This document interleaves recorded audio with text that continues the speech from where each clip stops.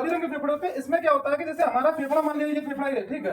अब इसमें क्या होता है कि यहाँ से जो लंग्स की नलिका होती है, ठीक, श्वास नली, इसमें क्या होता है सी टाइप की रिंग्स पाई जाती हैं, ठीक। जो सी टाइप की रिंग्स पाई जाती हैं ये उपास्थि की बनी होती है। किसकी बनी होती है? उपास्थि की, ठीक है। अच्छा, उपास्थि शब्द सुन के हमें क्या समझ में आता है? ठीक है, उपास्थि शब्द हमें सुनकर के थोड़ा सा अजीब लगता है कि ये ऐसी कौन चीज आ गई, मतलब उपास्थि है, ठीक है। तो उपास्थि जो होता है ये अस्थि का भाग होता है। अस्थि को बोलते हैं बोन। क्या बोलते हैं अस्थि को? बोन, ठीक है। तो बोन बोले तो अस्थि, ठीक है। जो अस्थि होती है इसके टू पार्ट्स होते हैं। एक तो हो गया जाकर के हार्ड बोन, दूसरा क्या हो गया सॉफ्ट बोन, ठीक है। मतलब एक नॉर्मली हमारी अस्थि होती है, ठीक है, और उसके बाद एक होता है उपास्थि, ठीक है। जो अस्थि होती है यह एक मजबूत हड्डी होती है, ठीक है। मतलब एक बहुत ज्यादा मजबूत, मतलब ऐसा भाग जो नॉर्मली मुड़ता नहीं है, ठीक है। मीन्स ये हो जा करके कि इससे जल्दी से लचाया नहीं जा सकता। जैसे क्या हो जा करके हमारी पैर की हड्डी, ठीक है, ये हाथ की इधर साइड की हड्डी हो गई, ठीक है। उसके बाद में और ऐसी बहुत सी हड्डियां हो गई। ये तो सबको पता है कि हमारे शरीर के अंदर 206 हड्डियां पाई जाती हैं, ठीक है। 206 किसी दिन टॉपिक रखेंगे तो 206 हड्डियां भी क्लियर हो जाएंगी। तो ये जो उपास्थि की बनी हुई हड्डी होती है यह ऐसी हड्डी होती है जो लचीली हड्डी होती है, ठीक है। लचीली का मतलब ये हो जा करके जैसे हमारे कान के अंदर पाई जा रही, ठीक है, मुड़ गई, नाक के आगे पाई जा रही, मुड़ गई। तो इसी हिसाब से गर्दन में भी जो दोनों नलिकाएं होती हैं, जो दोनों नलिकाएं होती हैं, कौन कौन सी नलिका? एक श्वास नली, दूसरा ग्रास नली या भोजन नली, ठीक है।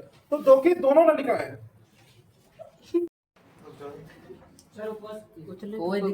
जैसे हमारी गर्दन जो है इसमें क्या होगा, दो प्रकार नलिकाएं पाई जा रही थी। कौन कौन सी?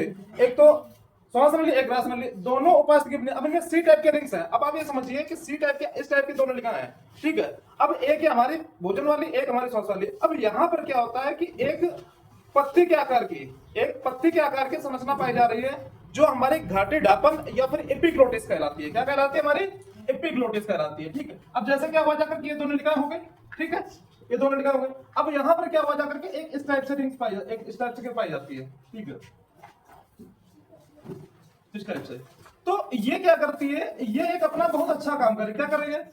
जिस टाइम हम श्वास लेते हैं उस टाइम क्या करती है? भोजन नली को बंद कर देती है, और जिस टाइम हम भोजन ग्रहण करते हैं उस टाइम श्वास नली को बंद कर देती है, ठीक है।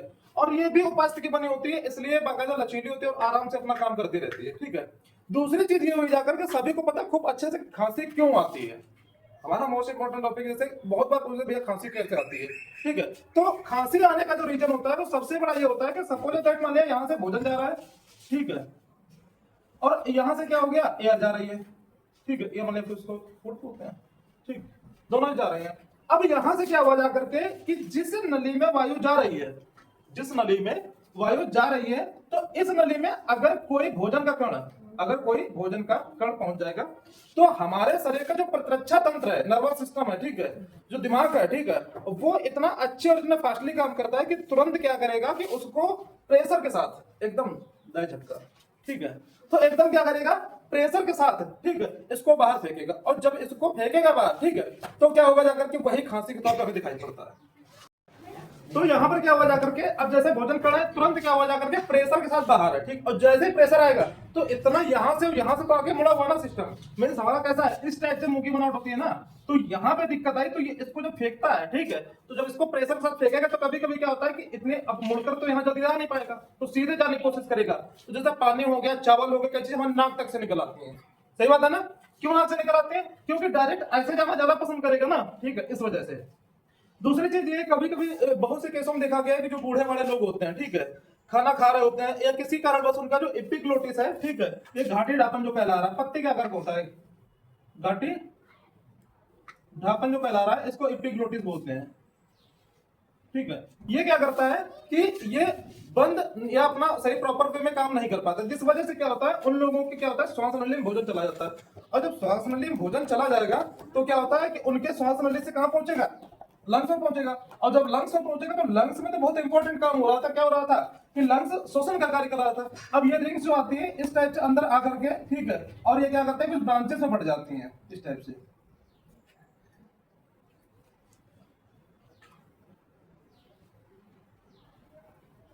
इस टाइप से बहुत से ब्रांचेस में बढ़ जाती हैं, ठीक है। और उसके बाद ऐसे टाइप से इसमें हमने देख लिया, इसका ऐसे करके, ठीक। तो इनमें सब में एयर जा रहा है। अब सबके आगे इस टाइप से क्या होता है कि ये समझ लो मटकी के आकार का, इस टाइप से मटकी के आकार का, ठीक है, जो ये दिखाई पड़ती है, इस जो इनको हम कहते हैं एल्वियोलाई। क्या बोलते हैं? एल्वियोलाई, या फिर इसको हम हिंदी में बोलते हैं कुपिका। ठीक है, इसको कुपिका, एल्वियोलाई, एल, ठीक है, एल्वियोलाई इंग्लिश में बोलते हैं। तो कुपिका जो होती है ये हमारे शरीर के फेफड़ों में लाखों की संख्या में पाई जाती है, लाखों की संख्या में, मतलब कोई फिक्स गिनती नहीं है। ठीक है, और एक एल्वियोलाई क्या करती है, बहुत इंपॉर्टेंट, जैसे एल्वियोलाई हो गई, तो एल्वियोलाई जैसे इस टाइप से कुछ होती है। ठीक है, अच्छा देखने में जैसे मटका टाइप का। ठीक है, ये मटका टाइप में दिखाई पड़ रहा है। अब एल्वियोलाई इस टाइप से, तो इसमें क्या हुआ जाकर के इस टाइप से एक परत पाई जाती है, और जिसमें क्या होता है, ये रक्त बहता रहता है। बात समझ में? इसमें क्या होता है, रक्त बहता रहता है। ठीक है, ब्लड वेसल्स। ठीक है, सभी को पता है कि ब्लड वेसल्स कैसी होती है। ठीक है, ब्लड वेसल्स बहती रहती है। ठीक, अब इसमें क्या हुआ जाकर के कि यहाँ पर ये छोटे छोटे से छिद्र भी होते हैं। ठीक है, छोटे छोटे छिद्र होते हैं। जैसे क्या हुआ जाकर के कि जब हमारे शरीर के अंदर से अंदर अंतर शोषण होता है, क्या होता है, इंस्पायरेशन। ठीक है, आयन। ठीक है,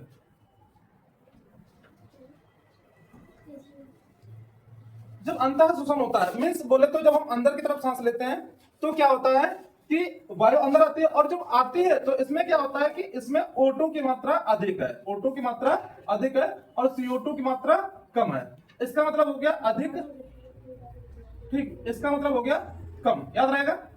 ठीक है, और जब यहां से आती है तो क्या होता है कि O2 भारी होती है, O2 ये अधिक है प्लस भारी है, क्या ये भारी है। ठीक है, ये भारी होने के कारण तुरंत क्या होता है कि यहां से आते प्रेशर साथ इनके द्वारा ब्लड वेसल्स में चले जाते, जैसे ये ब्लड की एक फ्लोट थी।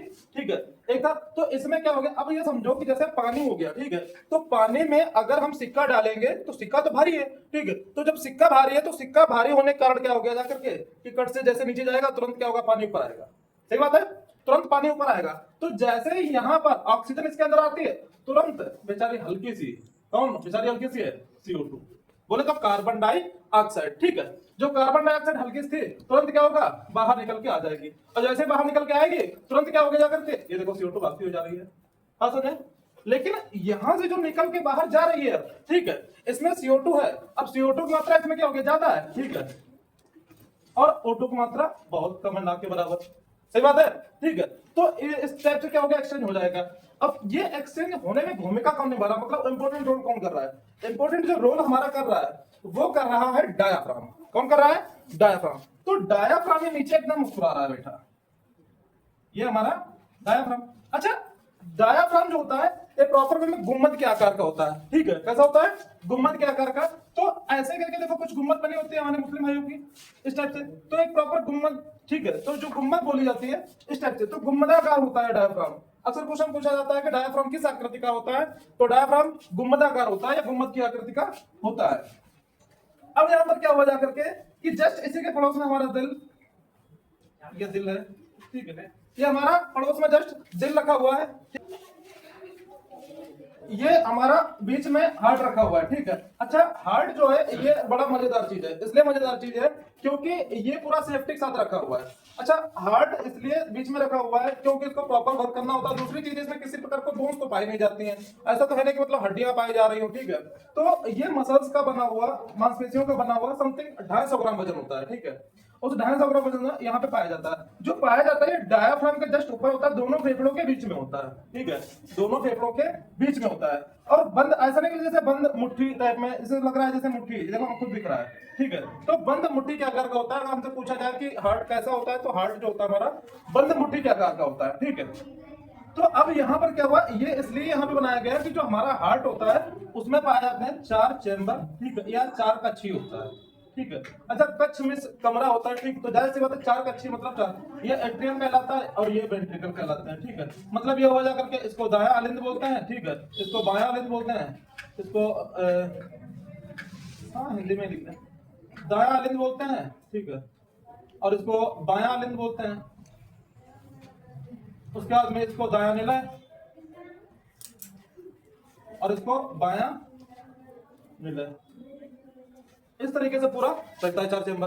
अब 4 कक्षीय हृदय पाया जा रहा है, तो सबसे पहले क्या हुआ जाकर के, सबसे इंपॉर्टेंट जो बात है वो ये है कि ये CO2 का आदान प्रदान हो कैसे रहा है। ठीक है, तो CO2 का आदान प्रदान ऐसे हो रहा है, हमने यहाँ पर हार्ट को हटा करके यहाँ पर हमने 4 चेंबर मान लिया कि रख लिए। ठीक है, तो यहाँ पर क्या होता है कि सबसे पहले जो हमारा बॉडी है, ठीक है, वहां से अशुद्ध रक्त बोले तो CO2 युक्त रक्त। अच्छा, अशुद्ध रक्त और शुद्ध रक्त कुछ खास नहीं होता है, मेनली दो ही चीजें होती हैं कि इम्प्योर और प्योर ब्लड। अशुद्ध और शुद्ध रक्त में क्या होता है, इम्प्योर और प्योर ब्लड बोलते हैं। तो अशुद्ध रक्त वह रक्त होता है जिसमें CO2 की मात्रा ज्यादा होती है। अशुद्ध रक्त वह होगा जिसमें CO2 बोले तो कार्बन डाइऑक्साइड की मात्रा अधिक है, और जिसमें अधिक है वो अशुद्ध रक्त कहला रहा है, और जिसमें O2 की मात्रा अधिक है बोले तो ऑक्सीजन की मात्रा अधिक है, ठीक, वह शुद्ध रक्त कहला रहा है। अच्छा, O2 और CO2 ये हमारे लिए किस तरीके से उपयोगी है? इस तरीके से उपयोगी है कि जो ऑक्सीजन होता है O2, ठीक है, ये क्या करता है कि समथिंग हमें 38 ATP प्रोवाइड कराता है। इसको टूटने पर कितनी ATP प्रोवाइड कराता है? 38 ATP, ठीक है। और जो CO2 होता है, ठीक है, ये क्या करता है? समथिंग 2 ही OTP प्रोवाइड कराता है।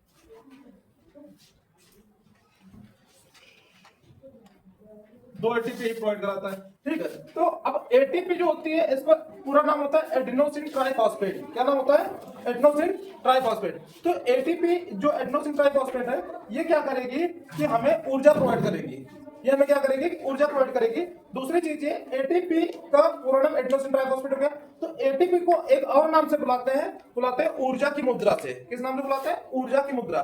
तो जैसे में जिस हिसाब से रुपया हमारी मुद्रा होती है और एनर्जी से रिलेटेड मतलब सारी दिनचर्या में जितने भी यूज होते हैं रुपया के, उससे सारे हो जाते हैं। इस तरीके से ऊर्जा से रिलेटेड जितने भी काम होते हैं वो सब ATP से हो जाते हैं।